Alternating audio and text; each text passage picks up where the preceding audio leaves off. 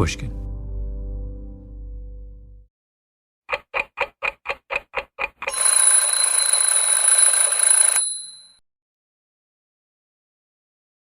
It's 8 o'clock in the morning on a Saturday, a little chilly, deep in downtown Manhattan. Streets are empty. I'm standing on the sidewalk with my assistant, Camille Baptista. First of all, Camille, I need to know, did you sleep well last night? I did sleep well, yes. I did not. Really? Oh, no. I could almost no sleep, and I had a nightmare about the LSAT when I left before it was over. I had an exam nightmare from high school, essentially a high school exam. You left before it was over. I had a nightmare about the LSAT that I walked out before the test was over. Oh, but my nightmare was just beginning.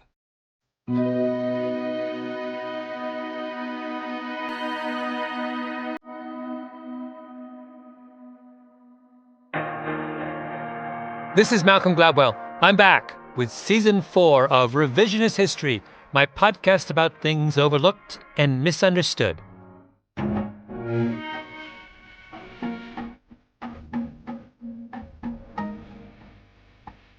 This episode is about what happened when Camille and I took the law school admissions test. We had 3 number 2 pencils each, a small pack of Kleenex, a package of trail mix, all in clear plastic bags. We lined up outside Pace University with hundreds of other nervous people clutching clear plastic bags. Everyone wanted someday to become lawyers. Except us. We were there in the name of science. We have to go. Yeah. It's all been very traumatic and stressful. But I wanted to get one last thing. I would like to get your handicap on your chances of beating me. Just tell me what you think your chances of beating me are. My chances as a Your chance? mom, I would point out, was quite confident you would win.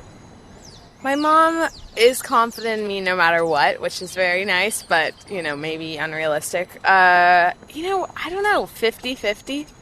Camille. I really don't. Wait, how old are you? Tell us. I am 24.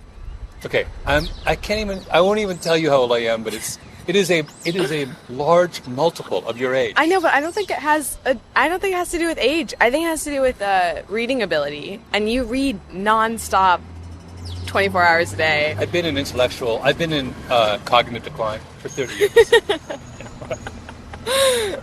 It's all going to be exposed. All right, we're off. We gotta go. I got the idea of taking the LSAT from a man named William Andersen. I read a paper that he wrote. It was on my favorite website, SSRN, which is where academics from around the world post their papers and they get ranked. If you're a regular listener to this podcast, you'll know how genius I think SSRN is. Anyway, this paper was called The LSAT, Law School Exams and Meritocracy, the surprising and under-theorized role of test-taking speed. Anything with the words surprising and under-theorized in the title, of course, is going to be catnip for me. So I read it. Then I read it again. Then I had to meet him. So just a little bit of background here. I didn't go to law school until I was 35. And so I had a whole career before then. What were you doing before you became a lawyer? I was a firefighter paramedic.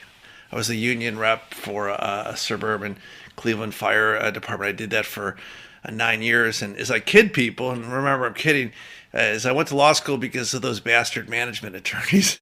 Henderson goes to law school. After that, he gets a clerkship with a judge. And one day, he's in the shower and a thought occurs to him. Wait, what was the aha in the shower? The specific aha was what? Was, my God, the 2 most time-pressured things I've ever done in my life is taking the LSAT and these damn law school exams. He had been a firefighter paramedic. He had raced through the streets of Cleveland to save people on the brink of death.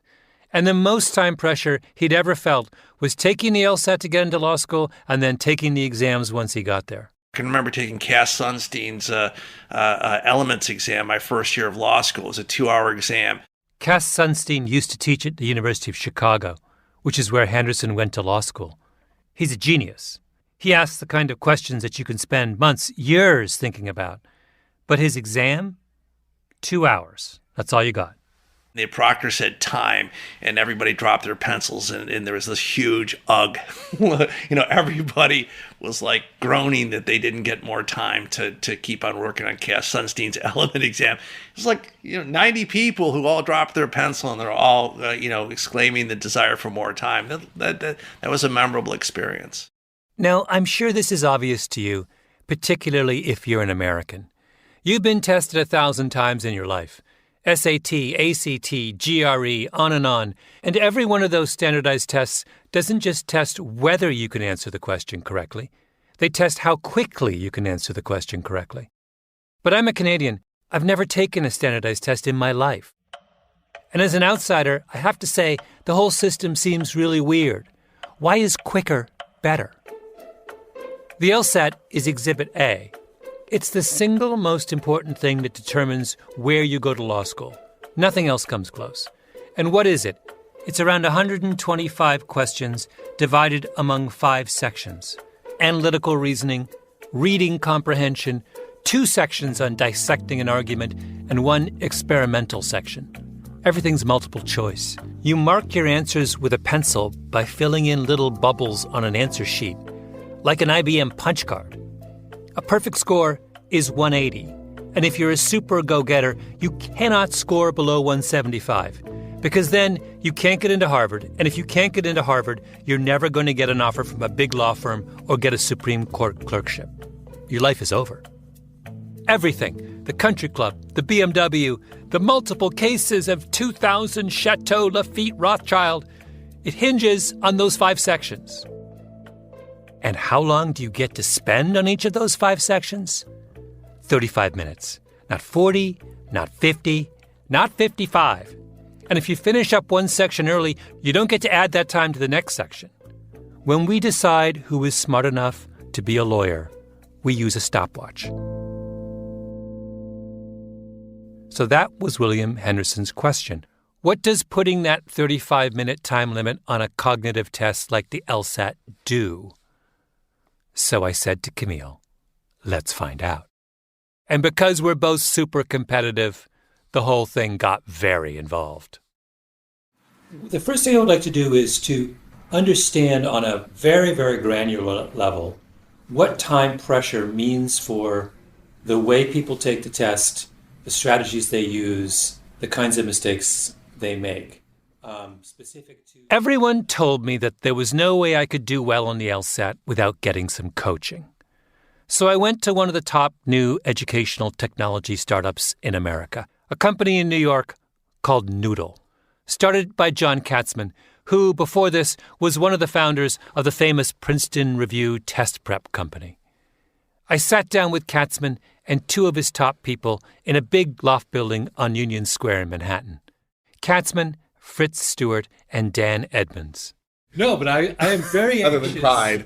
I am very anxious not to lose to Camille. So I thought I would go. Was she born in the U.S. or in the UK? Oh, she's went to a fancy school. Like, this is seriously intelligent woman. Like, but I'm saying, U.S. or UK? U.S. Okay, you have a problem. Because she came up through a system of... Oh, great. I'm too old, and I'm from the wrong country. It was not an encouraging start. I've done things under time pressure before, of course. I've written newspaper stories on deadline. I wrote exams in college. In those cases, though, the task required me to be me, only with a sense of urgency. But the first thing the Noodle guys told me was, the LSAT didn't require me to be me. It required me to be someone else. A lot of it is about helping people understand they don't get to do this at a comfortable speed. That's Dan Edmonds. Right? In order to finish these sections, you have to do it at a speed that's a little uncomfortable.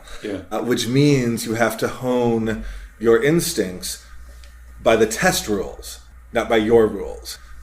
What does it mean to read at an uncomfortable speed?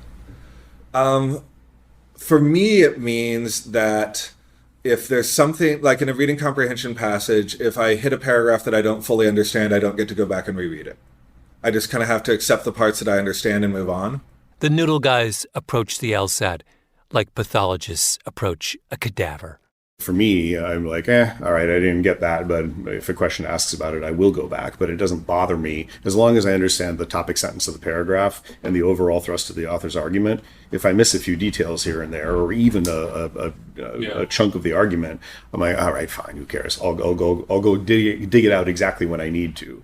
Wait, it's okay to miss a chunk of the argument? So I don't even aim for a level of what we would normally call comprehension in my first read. I am out to process the information, not understand it. I don't get any points for understanding it. I get points for bubbling in the right question.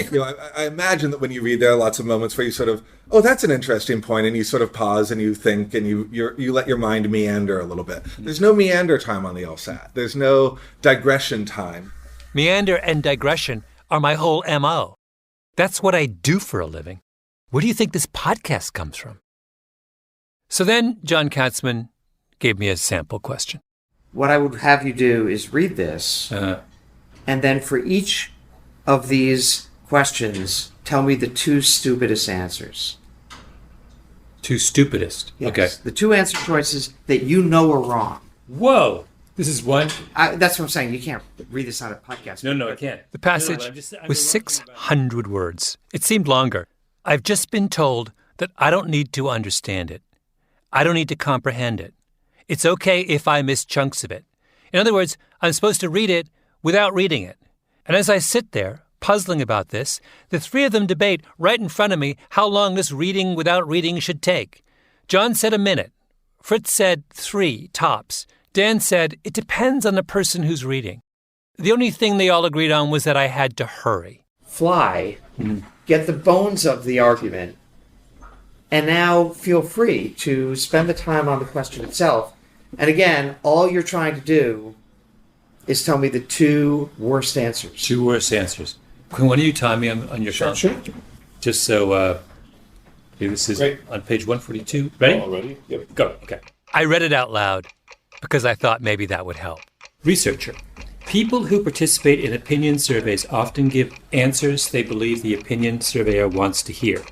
And it's for this reason that some opinion surveys do not reflect the actual views of those being surveyed.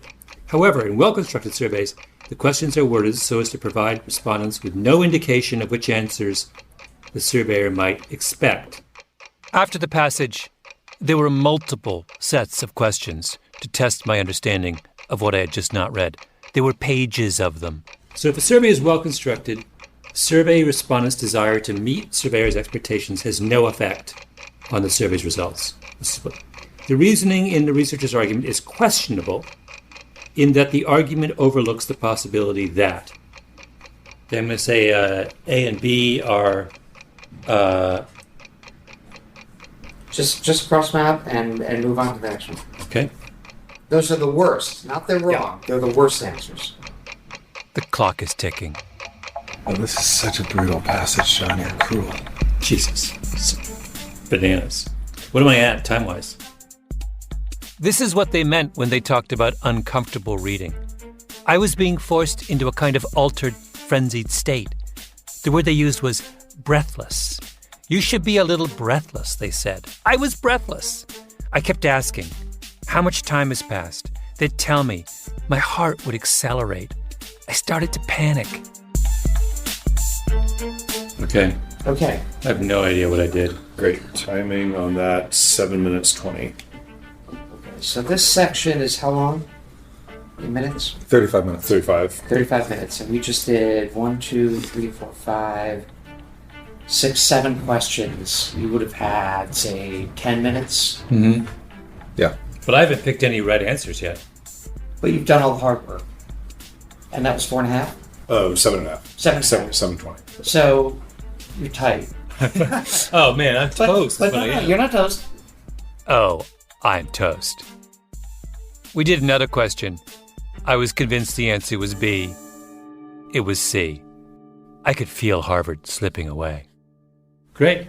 Thank you. What do you guys think my odds are of beating Camille? Do you want the honest answer? Or I want the honest answer. I think you're in real trouble, buddy. She's got the advantage. On the day of the LSAT, I sat in a little classroom in one of those fixed half desks that I last had in grade school. We got our test packets. I raced through reading comprehension with time to spare. Sections 2 and 3, I was right up against the deadline. Then came analytical reasoning, logic games.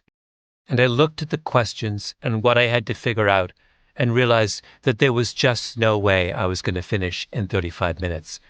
I needed to slow down, and I wasn't allowed to slow down. I glanced behind me, and there was Camille with like a death stare in her eyes, ruthlessly dispatching question after question.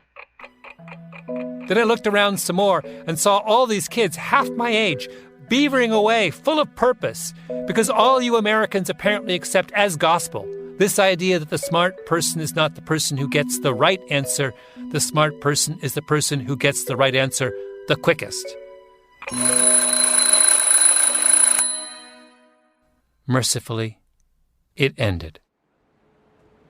At 1:30, Camille and I stumbled outside into the sunshine, clutching our plastic baggies. Our producer, Jacob Smith, was waiting. We had no idea so many people wanted to be lawyers. First of all, that was a shock. Camille cheated because she packed we had to have these plastic bags. She packed my plastic bag for me, but she gave herself like apples and like really, really nutritious snacks. And I got... Gave you trail mix, which is the same thing. So you had fresh fruit and Malcolm had... Malcolm had trail mix from CVS, but who sharpened all your pencils, Malcolm, and packed you little tissues in case your nose runs? Or... Okay, now after both taking it, what's your honest opinion? Who do you think did better? Oh, I think Camille did. I did so poorly. I was fine, and I got really cocky, and then I hit the logic games, and basically I think I got 0 right. I had no idea what to do. I sat there, and I was like in a state of complete panic. I was untested until this moment. Now I have been tested. America has taken its measure of me, and it's pretty humbling experience. Why do Americans do this to themselves? Do they play Scrabble with a stopwatch? In literature class, do they get extra points for reading Tolstoy's War and Peace overnight? Is there an Oscar that goes out every year to the movie that got shot the quickest? I really don't get it. Okay, time to meander and digress. I became a grandmaster at 15, so I think I became an IM right after I turned 13, and I was a grandmaster at 15. So that was very, very good at the time. That's Hikaru Nakamura. Grew up in Westchester County, outside New York City. He's in his early 30s, although he looks about half that age. He's one of the best chess players in the world. How much chess were you playing as a kid? Pretty much all the time. So I was playing at the Marshall at least, I would say, 2 or 3 days every single week. And then I would also be playing Blitz on the Internet Chess Club, I would say at least 5 to 6 hours every single day. Years ago, I met Magnus Carlsen, who is the greatest chess player in the world. And I asked him how much he used a chessboard versus how much he just worked through chess positions in his mind. And he said, "Oh, I practice mostly in my mind. In fact, I'm working on an opening right now." Hikaru Nakamura is a little like that. He's incredibly gracious and humble, but even when he's giving you what seems like his full attention, you get the feeling that there's a whole separate part of his brain breaking down a Bobby Fischer match from the early 1970s. The first thing I did after my disaster with the LSAT was call up Hikaru. But I didn't want to talk to him about chess. I wanted to talk to him about time. So my first question about this would be, what would happen within reason if there was no clock? How does the way that you approach a game of chess change if I remove the time constraint entirely? All right. So if you remove time entirely from the game of chess, every game of chess would be drawn, because without time, if you have an endless amount of time to think about any given move, if I could think for 30 minutes on every single move, I do not think I would ever lose a game of chess to a human. To a computer, I would still lose, but to a human... Even Magnus. If I had a half hour for every move, I don't think I would ever lose to Magnus. This is why chess games have a time limit. Otherwise, it's not a game.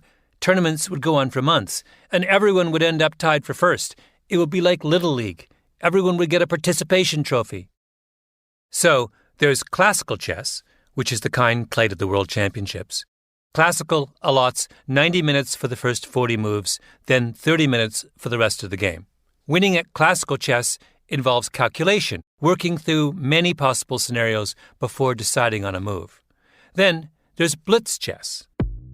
That's what Hikaru was playing for 5 or 6 hours a day growing up. In blitz, each player gets 5 minutes for the whole game. When you play blitz chess, it very much becomes about finding moves that look good, that are not blunders, that you can play almost instantly where you use a couple of seconds. In classical, how many moves would you go deep? It normally would be about 5 to 6 moves in about 3 or 4 branches. It's a fantastically complex mental exercise. Yes, very much. I mean, it's probably at least, I would say, close to 100 different permutations of moves or sequences that you're looking at for every single move. Yeah. In blitz, we've truncated that process. Right. Everything about blitz and classical is the same. Same pieces, same board, same players, same choreographed openings. But the time limits are different. And what happens when you tinker with the time limit? You get a completely different set of results. At classical chess, Magnus Carlsen is number 1. He's also number 1 at blitz, because he's a genius. Hikaru, right now, is 11th in the classical rankings. But at blitz, he's number 2 in the world. Why? Because he's really, really good at the rapid pattern recognition that's necessary for blitz, and he's not quite as good at the complex calculation that's necessary for classical. Now, who's a good example of the opposite? Fabiano. Fabiano Caruana is... Actually, he's probably the best example. I can't even think of anyone else who is that much better at classical chess than they are at blitz and rapid. Why do you think he's not good at blitz and rapid? I think with Fabiano, it's the other way. He's very, very good at calculations. So when he gets positions, he's very good at calculating and understanding what the possibilities are with more time. Whereas when he doesn't have time to calculate the long sequences all the way through, his intuition has to take over, and his intuition and natural feel are not as good as everyone else. Fabiano is a tortoise, slow and steady. Hikaru is a hare, ears back, speedy. You can structure chess that favors the tortoise, or you can structure chess so that it favors hares.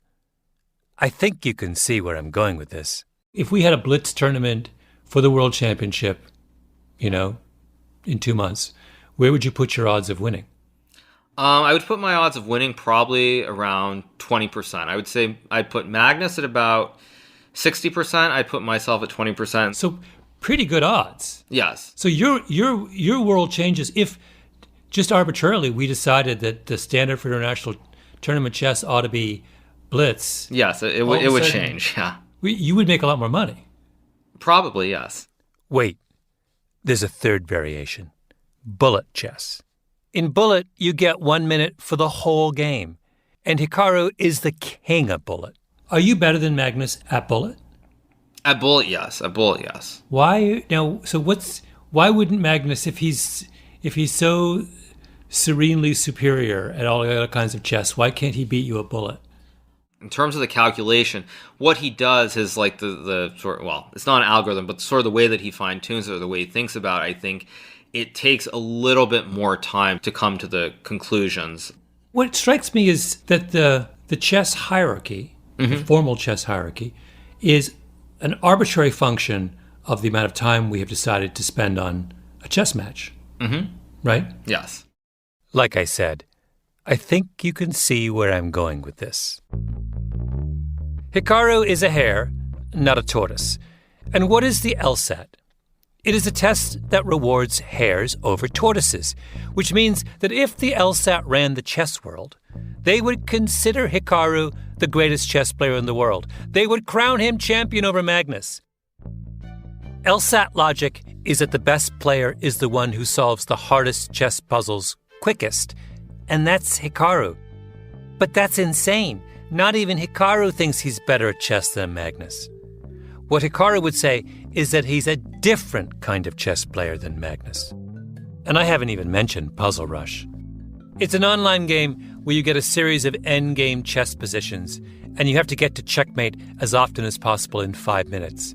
Puzzle Rush is insanely popular. Do you play a lot of Puzzle Rush? I have the highest score at it. So Do you really? Yes, I do. Yeah. So what's your score? My highest score is 55. And what's the second highest? I think there are 2 people with 54, and then there are a couple with 53, and it falls off from there. Yeah, yeah. Wait, have most of the top players in the world played Puzzle Rush? Most of them have, yes. Yeah. Has Magnus played Puzzle Rush? Not officially. You think he might be playing and hiding his... He probably has, yeah. Yeah. Do you get any award for being the number one on Puzzle Rush? No award. They don't like crown you king of Puzzle Rush? There's a 3-hour video of Hikaru crushing Puzzle Rush on YouTube. It has 130,000 views. This actually might be the most hotly contested form of chess you've ever played. You've never played something where millions of people are in the same tournament. That's true. Right? Yeah, that's true. Yes, you're right. Yeah. You could make an argument this is your greatest accomplishment. I guess. I wouldn't think of it that way, but yeah, you're right. You're right. Yes. The only reason we don't consider that your greatest accomplishment is we've arbitrarily decided only to honor chess played under these archaic rules in a tournament atmosphere. That Puzzle Rush is if we decided to say that's what chess is. Yeah, right. Yeah. If you arbitrarily decide, yes, that's true. Yeah. It has many advantages. Chiefly, it allows the entire world to compete on an equal footing, right? Yes. So you went against the entire world, and you won. I don't know. Yeah. I've never thought about that, but yes, that is true. Yeah. Well, if one thing comes out of this, it is I hope you give yourself a pat on the back. The order in which people finish in any cognitive task is an arbitrary function of how much time is given to complete that task. You can make it fast, or you can make it slow. The chess world has chosen to reward the tortoise. The LSAT has chosen to reward the hare. They've decided to play Puzzle Rush and reward the Hikarus of the world, and not have us play classical and reward Fabiano. What does the legal world have against Fabiano? As I mentioned earlier, there's going to be a second part to this examination of the LSAT. Of course there is. Why would I rush? In the next episode, I'm going to visit with the folks who administer the LSAT, the Law School Admissions Council of Newtown, Pennsylvania. But that can wait. Let's go back to William Henderson, who started me wondering about time and tests. The great justification for the LSAT is your score is supposed to be a useful indication of how well you will do in your first year of law school. It's a predictor. But Henderson's great question was, what if the LSAT only predicts law school grades because law schools make the same mistake that the LSAT does? In most law schools, grades are based in large part on how well students do on exams where they are deliberately not given enough time. You take Cass Sunstein's Elements exam, where you engage with the ideas of a legal genius, and you have 2 hours. That's it. Henderson wondered if a law school doesn't rely so heavily on its students doing things quickly, if the school relies instead on take-home exams and essays, what happens to the usefulness of the LSAT as a predictor? And he found that its usefulness declines. I'm quoting, "The data showed that the LSAT was a relatively robust predictor of in-class exams and a relatively weak predictor of take-home exams and papers." In other words, once you stop racing against the clock, then the people who do well on the LSAT no longer are the best at law school, which is exactly what every chess player in the world would have told you would happen. So what did William Henderson do when he became a law professor at Indiana University? He changed the way he evaluated his students. He started placing more emphasis on take-home exams, and when he gives an exam in class, he makes it 4 hours, not 2. It's a completely open book, and I give out one of the questions in advance. I say, here's 3 questions. I'm going to test you on one. So you've seen one of the questions already, and then 4 hours is plenty of time to do the the issue spotter, and I give a word limit. And I did that as a direct result of that LSAT study that I did, because I was acutely aware that you change the ordinal ranking when you pick a test method. And I say, I don't think anybody will need all 4 hours, but if you want to take 4 hours, you're free to take 4 hours. Not long after he started grading that way, a student came to see him. This kid got an A on the exam. And so he comes in, he wants to talk about exam. He said, I've been here for 3 years. I've never done this well on the exam before, and I want to know why I did this well. And I pulled out his exam, and it was an 8-hour take home. And I go, look at your first paragraph. You hit every single issue here in the first paragraph. It's just a well-organized pearl. The light bulb went on for him. It's just like, if I had had more time, all my exams would have been this organized. You have a student who the system declared was of average ability. The student believed it. Why wouldn't he? But then someone came along, someone, by the way, with the great benefit of being a firefighter from the suburbs of Cleveland, who had the freedom to think a little differently. And he said, wait, maybe you aren't of average ability. Maybe you only think you're average because we have chosen an arbitrary system to evaluate your ability that makes you look average. You are Fabiano, and we have been making you play Puzzle Rush. I know what you're thinking. Yeah. But who won between you and Camille? Who got the higher score in the LSAT? No! Stop racing ahead. You are engaged in uncomfortable listening. You'll have to wait until the next episode. What I want you to think about is that student of William Henderson's and his miraculous revelation that he really was a good student after all. There are a ton of tortoises like him out there, not just taking the LSAT and sitting in law school classrooms, but competing for places at any number of schools and professions that have decided to tell their applicants whether they are or are not any good. And what I don't understand is how the hares got to set the rules. I thought the whole point of the story of the tortoise and the hare was that the tortoise won. Clearly, the kind of person who is most disadvantaged by this system is the tortoise. I realized after my experience with the noodle guys and my time with Hikaru that I'm on the side of the tortoise. I feel for the tortoise. I might be a tortoise. I come from tortoises. And we've all met tortoises in our lives. Yeah. Who will not... My mother is a little bit of a tortoise. She will not be rushed under any circumstances. She does not make mistakes. She goes over things 5 times to make sure that they're perfect. Yeah. She is ideal for a certain kind of work. She'd have a problem with the LSAT.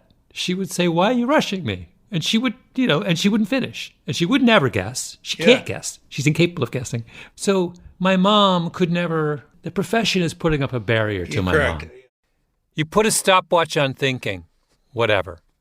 You rigged a system so Camille wins. Fine. But when you go after the Gladwells, then it's personal.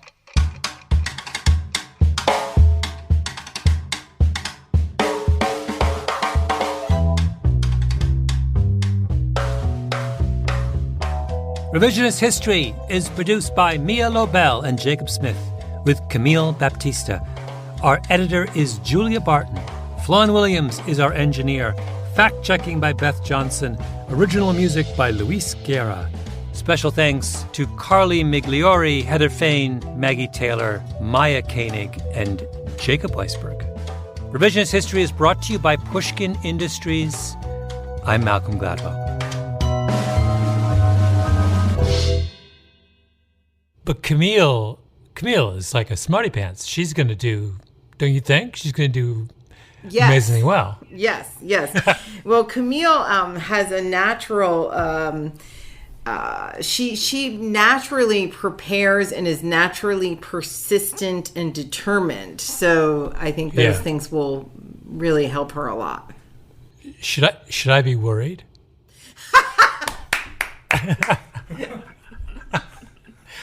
I think you should be worried. I think you should be worried. Yep.